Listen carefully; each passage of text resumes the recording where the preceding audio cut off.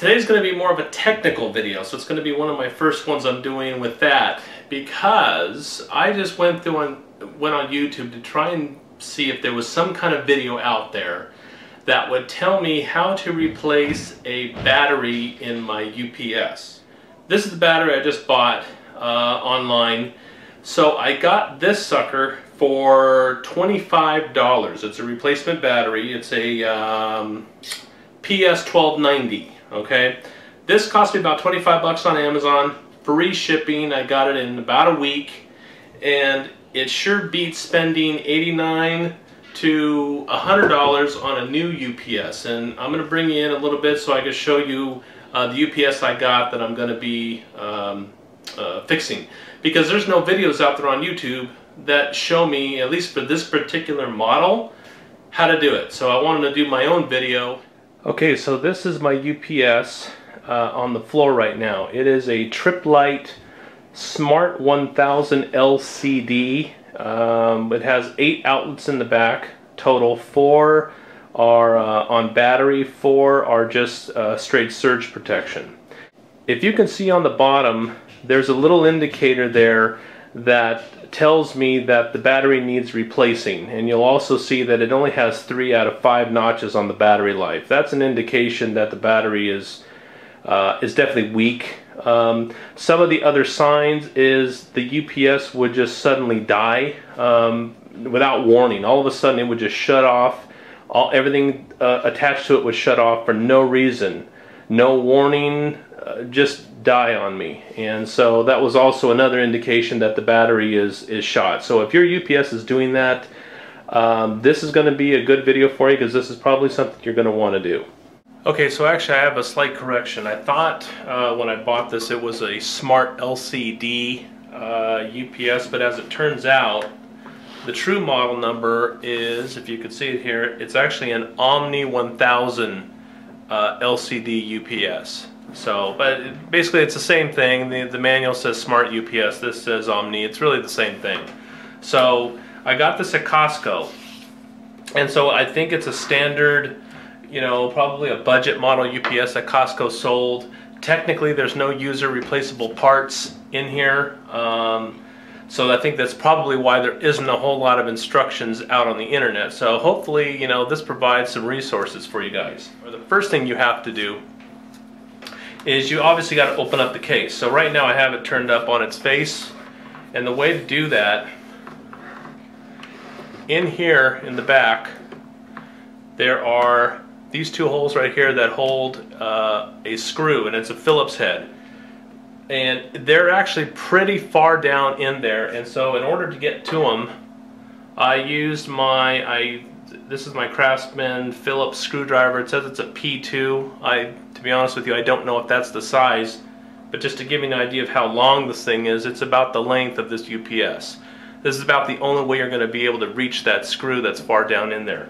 I already took this one out just as a test, so to kind of show you guys, it's a little, pretty small screw Phillips head.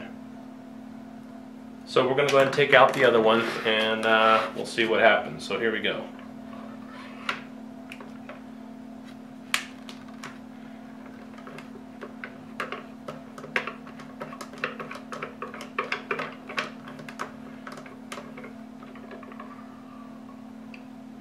I didn't know, I guess this is a magnetic screwdriver, but there it is. Managed to take that out, no problem.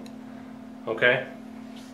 So both screws are out. So now I'm going to try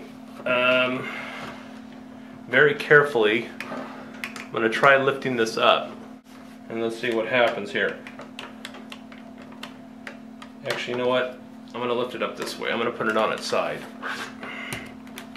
Because what I hear is to show you on this battery, you got the 2 terminals on top, and for what I'm reading on the internet, it's a little tricky putting the battery back in and not unplugging these. There's also, I guess there's a circuit board that rests between the 2 halves. It's also a little tricky. See if I see anything different on this side. Okay, I see the battery down here. You can see it inside there.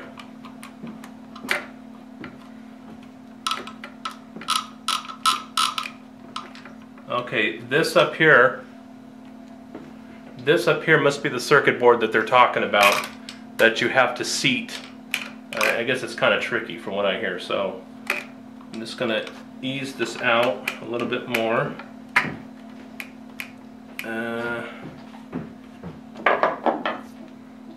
You hold the circuit board.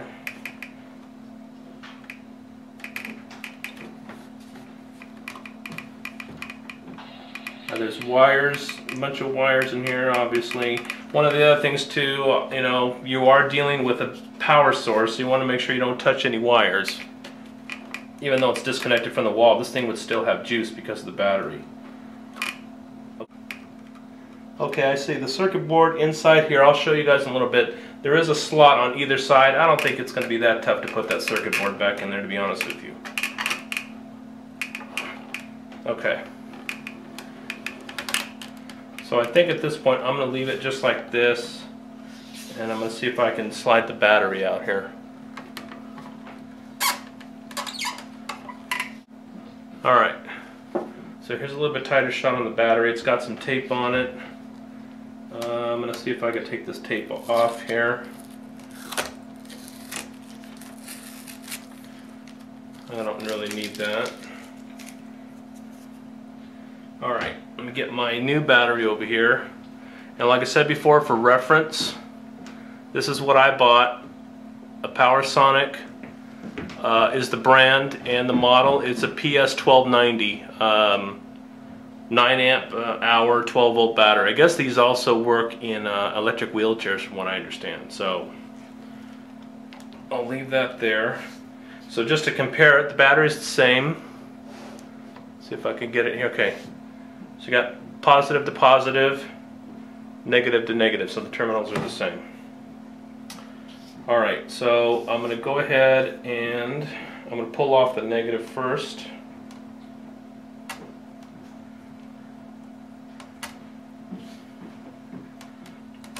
Okay, that's no problem, came right off. Lift it up a little bit, pull off the negative. Okay. So now effectively there is no juice anywhere in here, so it's probably pretty safe.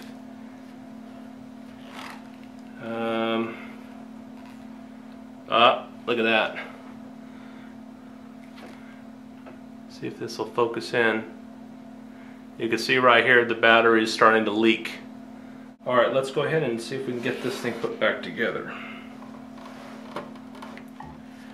Alright, we're going to put the, oh here, I'm going to take the terminal covers off first. Alright, so we're going to put the positive lead back on first. No problems. Just push it down just to match how it was before. Negative's over here.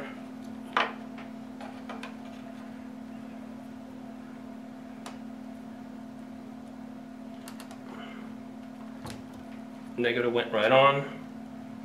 Push it down. Alright, here we go. We're just going to put the battery right back in the slot here. No problems. Okay, so this is a little bit tighter shot of the inside of the case here at the top. So you can see here's the card. And this whole thing's a little heavy because of this big old transformer right here in front. But basically the trick on this is there's a slot here at the top on here, and there's another slot inside. Let me see if I can turn it. I don't know if you guys are going to be able to see it. Oh, there you go. Let me point it out. Right there inside. Right there you'll see a little groove. That's where this card has to go. So it has to match up, and then both pieces will just slide right together. But that's the trick. You just have to get them all lined up correctly. So we're going to give that a shot. Okay. I know this part is in because I just felt it. So now let's see if I just put these two together now. I think everything will go in nicely. Just don't want to force it. Okay, we're almost there. Yeah, I think we got it. That's it. So it actually really wasn't that tough. But let's tighten it up, and then we'll give it the acid test. So I jimmied it at the top a little bit. Basically, you do have to make sure that that card is perfectly lined up in there, and now the case is nice and snug and tight. There's no gaps. So let's go ahead and put our screws back in.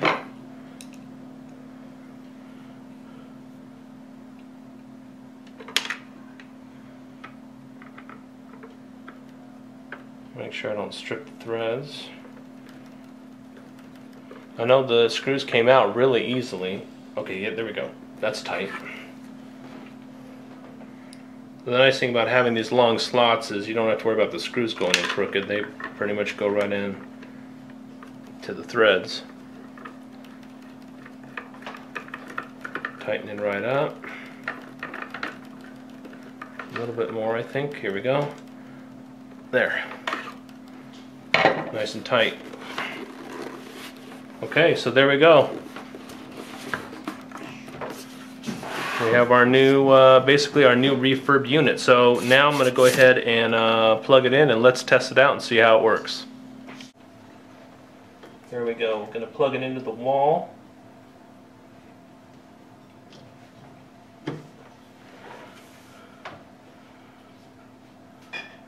Okay, so right now that's in the off position. We're going to go ahead and we're going to power it on and then see what happens. Right now it's reading 115, 118 volts, but it's alternating because the power button's off. So we're going to try turning it on.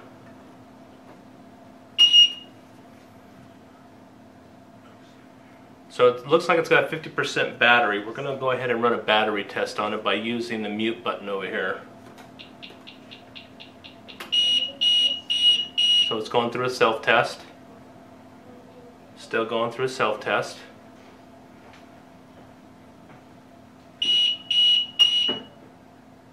And it's clean. So right here, before it was showing a replaced battery indicator. That indicator's now gone.